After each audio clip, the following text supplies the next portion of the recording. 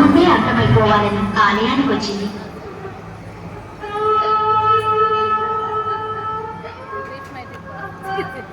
చచ్చిపోవాలి, నాకు బతకాలని లేదు, చచ్చిపోవాలి, నేను చచ్చిపోవాలి.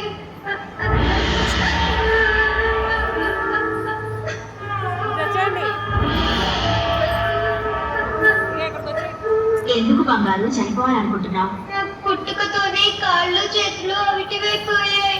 పిల్లలందరూ ఆడుకుంటుంటే నన్ను చూసి నాకే ఏడుపొస్తుంది.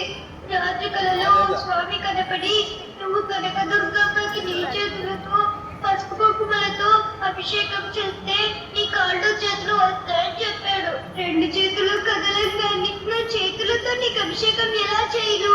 కలలో స్వామి కూడా నా కుంటితనాన్ని వెక్కిరించడానికి అలా చెప్పాడు. నీ ముందే చచ్చిపోతే వచ్చే జన్మలనైనా నీ అవిటితనం రాదని నీ పాదాల దగ్గర ప్రాణాలు వదిలేద్దామని వచ్చాను.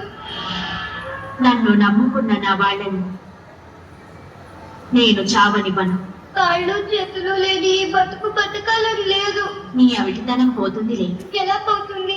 రెండు చేతులు లేని దాన్ని ఈ జన్మలో నా చేతులతో నీకు పసుపు కుంకుమలతో అభిషేకం ఎలా చేయగలను? రెండు చేతులు కాదు, నా 8 చేతులు నీకు ఇస్తాను. లే, అభిషేకం చేయి.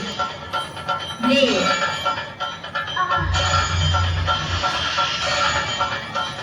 అభిషేకం చెయ్యి.